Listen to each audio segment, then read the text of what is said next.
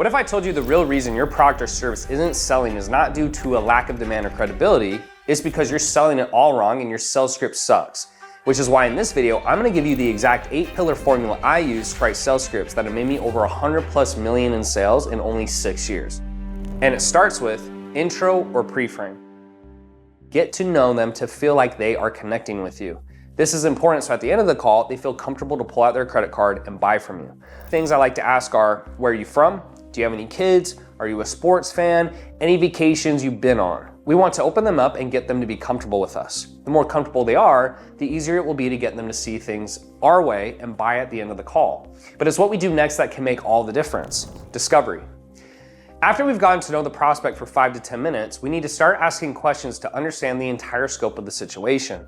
We generally want to understand their exact circumstances so we can give them the best advice possible. Things like, why now? Why today? Why not in a year? Does it matter? Are you ready to move forward today if it's a fit? They don't realize until the end of the call that these questions were specifically asked to get them to commit to taking action and make it harder for them to back out. Now remember, people don't want to be liars or to be seen as changing their minds. We aren't trying to make people do things that they don't want to do. We are trying to get them to commit to changing so at the end of the call, when we ask them to pay, we can reference earlier in the call that they already committed to doing it and should move forward. Number 3, summary. Before we move on to the main meat of the call, we just want to summarize everything we heard to get a tie down or confirmation that we understood everything they said.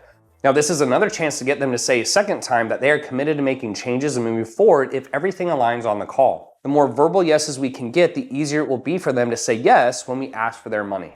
Number 4, the 3 pillars. Now, this is the most important part of the entire call that most salesmen completely mess up.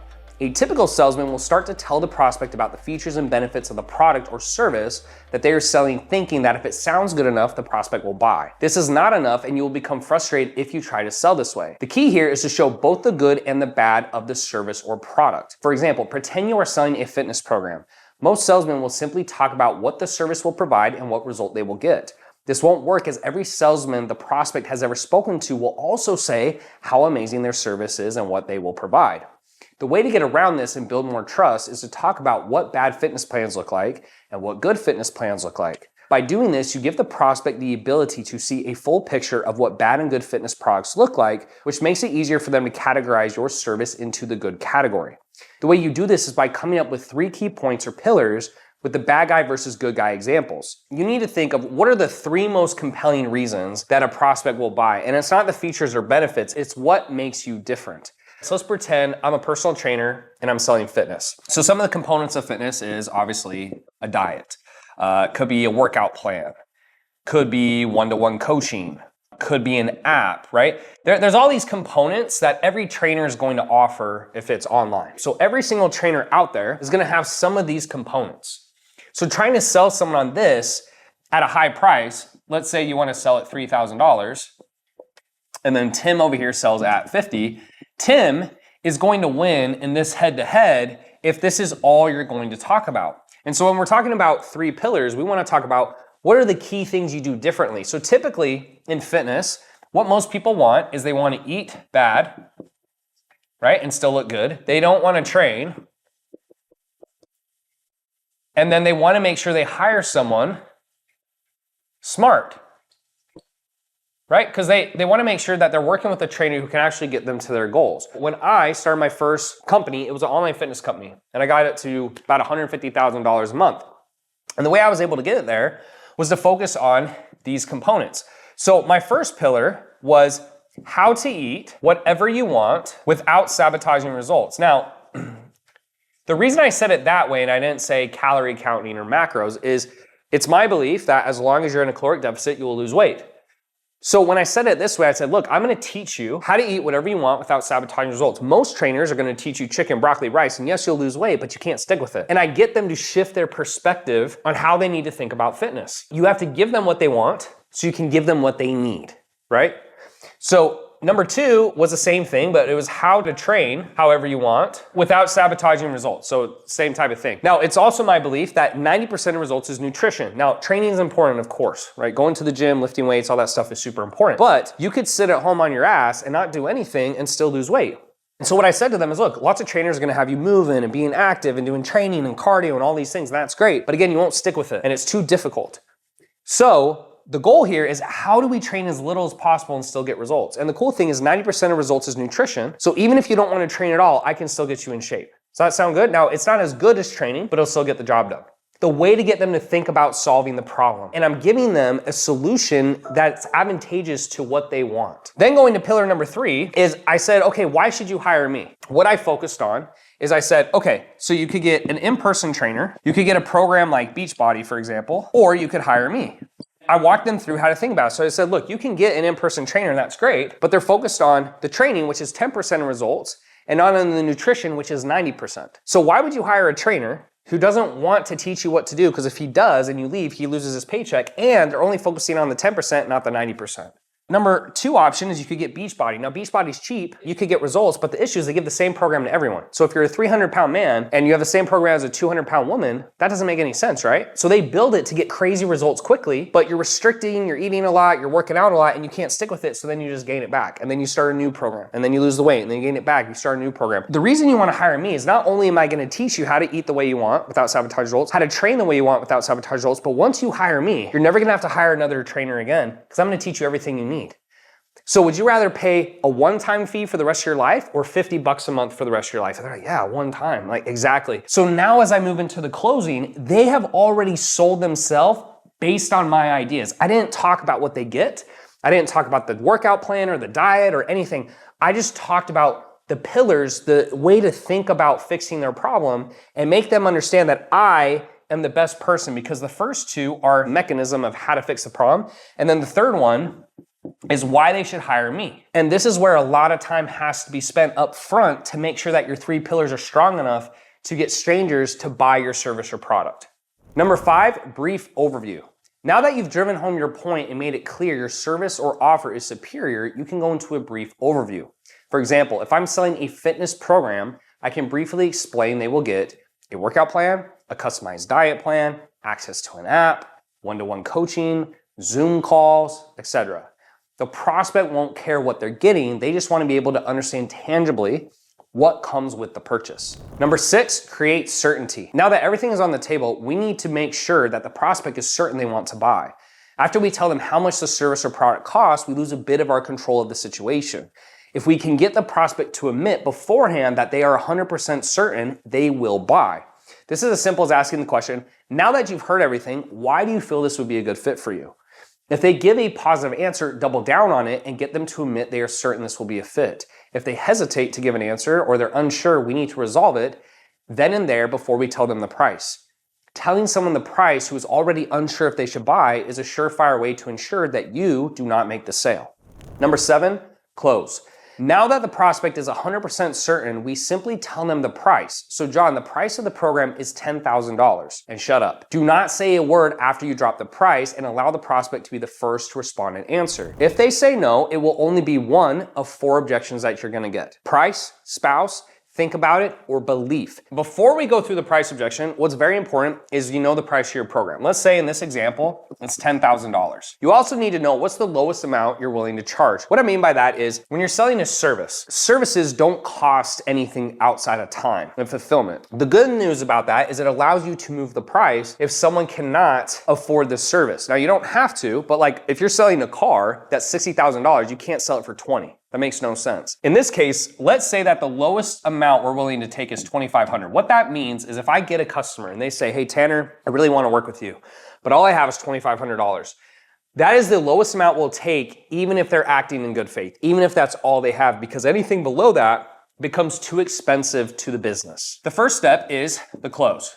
So, hey John, the price of the program is $10,000. That's the close. John will say, totally get it, Tanner. That's a little too much. Like, I don't think I'm gonna be able to do it. He objects. Then I'll tell John, no problem. Totally understand. I agree. Then I go to number 4 and I isolate. Is there anything else besides the price that would stop you from moving forward today, John? To make sure it's only a price issue. And John says, no, it's just the price. I get a double tie down. We could also call this a tie down up here. So isolate or tie down. So number 5, just to be sure, if we're able to figure out the price, are you able to move forward? John goes, yeah. I'm like, great. The best way I'm able to help you here, John, is to figure out what what's your cash on hand situation? Checking, savings, credit cards, what do you have available today? Not in your, crypto, not under your, mattress, your 401k, like what could you use today that's available? It doesn't have to be everything. I just need to know what that number is. He's gonna tell you a number. Now, you don't move forward from this point until he gives you a number. Some people say like, well, I gotta check, my checking.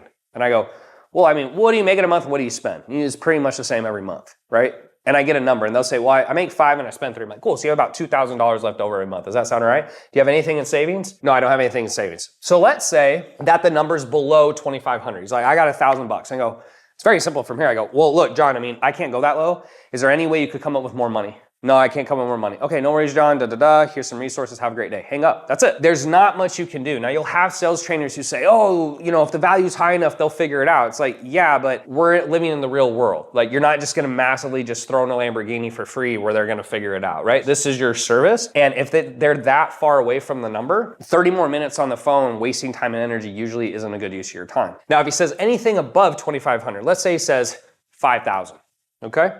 So we say, what's your cash on hand, John? He says, 5,000. This is the part where you seal the deal, and it's very easy. So now that I know that number, I'm not guessing. What most salesmen do is they guess and they just go, oh, you can't do 10, how about 8, how about 7, how about 5, how about 4? And then they lose a ton of money trying to guess how much that person can pay instead of just asking. So once I know this, I say, well, look, typically the price of the program is $10,000, John. Now, based on what you said, you only have 5,000. So 10,000 is not going to work for you, right? Now, I'm down to customize a solution, but before I do, I just want to make sure you can move forward today. The reason you do that is a lot of times sales reps will tell someone the new price and then they say they have to think about it. So what I do is I say, I'm down to figure something out. I'm down to help you. It's usually 10 grand, which is true. None of this is unethical. I'm not lying. It usually is 10 grand. I'm down to customize something for you because you know in your head, as long as it's above 2,500, you're willing to work with them. But before I do, I want to make sure you'll move forward. Once he says yes, I go, great. So look, I don't think you should do all of it, but I do think you should do something. So I'll tell you what, if you can go ahead and put down that 5,000 today, you come in, you work hard, you don't complain, and you don't tell any of the other clients you got a discount, right? Because I'm trying to help you out. As long as you do those 3 things, we'll go ahead and put that down and you don't have to pay anything else. Does that sound fair enough? And then you close the deal. And what happens is instead of turning away 30% of potential customers and getting $0, yes, you're not getting the full 10 grand, but now you have money for ads, fulfillment, for your team, and you can scale. So this is the easiest way to beat price. It's super, super simple. It's really not that difficult. You just have to be able to walk through it. Spouse. John, the price of the program is 10,000. And he goes, you know what? I'll just have to talk to my wife. What are you gonna do? She says no. So that's the first thing we go to. And he goes, well, probably won't do it. Then I go to B and I say, okay, so what would her biggest objection be? And usually 80% of the time, guess what they're gonna say? Oh, well, she thinks it's too expensive. So all I have to do is then I just go right back here and go, oh, so it's not that you need to talk to your wife, it's that you think it's too expensive. That's why isolating the objection is so important. So I go, got it. So if we're able to figure out the price, you know she'd be on board and you can move forward today, right? Yeah. And then you just go through the price objection and close. That's 80% of the time. More times than not, it comes back to price if you know how to market well on the front end and have a good application process, which me and my team do. And then C is if he still says no. He's like, I go through this, he's like, Tanner, I get it. That makes sense. I appreciate you. I still can't do it.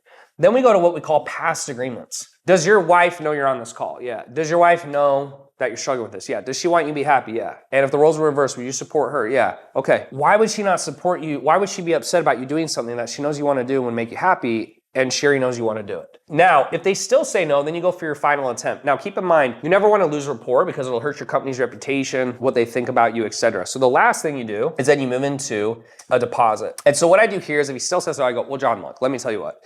Are you 51% yes or 51% no? Right? Like if you had to make a decision right now, I know you say you're not ready, but if you had to choose right now, what would you choose? And he's gonna go, oh, I'll probably say yes. Like, okay, cool. So if you woke up tomorrow and you felt the same way you do now, you say, okay, great. So I'll tell you what, let's go ahead and have you put down a deposit. And then if you go home and you sleep on it and you wake up and you don't want to lose more weight, we'll just say this is a fitness offer. You don't want to lose more weight. You don't want to be happier. You don't want to like change how you look. If you say that, you can use some sarcasm and humor. I'll just refund you and call it a day. Sound fair enough? Okay, very simple. And the good news is if he says yes, you at least get a minor commitment. If he says no, you did everything you could do and then you wrap up the call on a good note. What I'll do then, if they still say no, I'll say, when will you know by? 10 a.m. tomorrow? Great. And that way I'm not chasing the prospect around. And by the next day, I either get a yes or a no. But 9 times out of 10, when they say spouse, it's actually a price objection. And when you get to here, they're gonna switch. So those are the 2 most common. If you had to drill or learn anything, these are the 2 to learn. Now, after that, we have time. If I say, John, the price of the program is $10,000, or think about it. And he goes, well, I need to think about it. I go, cool, no problem. John, you mind if I ask you a question? Do you know what deciding means in life? It's like, no, it means a cutoff. So are we cutting off the future of your dreams or your passive inaction? Because indecision is still decision. So if you're cool with that, I just want to walk you through 3 questions. And then based on that framework, we can actually make the decision right now. You cool with that? Yeah, great. Okay, cool. So the first one is, do you think you're more likely or less likely to hit your goal working with us, right? Like, do you think you're closer to your goal if you work with us or less close? You're like, oh, closer. It's like, okay, cool. Number 2 is, do you trust us? Do you believe we're going to deliver what we promised, right? Or do you think I'm full of shit? No, I think you will. Okay, cool. And then number 3, do you have resources available or know someone who does? Yeah, I do. Okay, cool. So based on that, John, you actually have all the information you need to make a decision, because there's nothing I can tell you that's going to make you feel 100% certain. But if you feel yes on those, you actually are ready to move forward. So let's go ahead and make that decision. Does that sound fair enough? And then I move them into the close. Now, if they won't do it, that goes into a belief issue, which is the last objection. The only other objection you should ever get out of these 4, if they still won't move forward and you've gone through these objections, the only one that's going to be left is belief. They're just scared. They just don't, they're just like, Tanner, I know, but like, I'm just scared. This is the easiest one to beat. So with belief, think about why someone doesn't do something. They're scared it's not going to work. So if it's a belief issue, I simply just ask the obvious question. I go, what is the worst thing you can possibly think of that's going to happen here? And they're like, well, it's not going to work. I'm like, cool. So let's walk down that path. So there's 3 things that can happen. Okay. So you do the work and it works and everyone's happy. We get paid, you make money, everybody wins, or whatever you're selling. It's like you lose weight, we make money, everybody wins. Number 2, you do it and it doesn't work and you can get a refund. Now, be very careful depending on how you have a refund clause.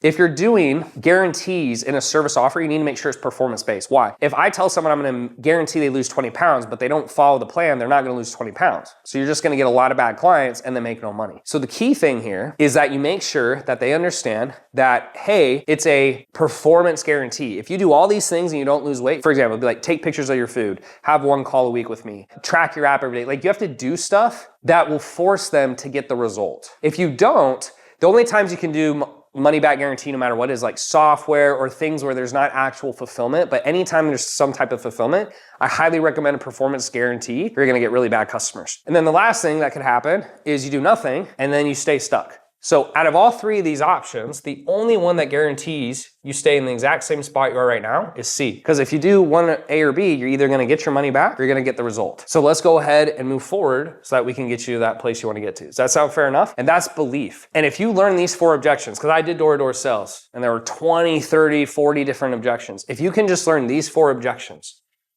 and you're doing sales calls, I'm telling you, you can sell any product, anytime, anywhere. I hope that helped. Now there's a lot more to making money than just sales. If you want to see how I generated over $111+ million selling coaching, just click here.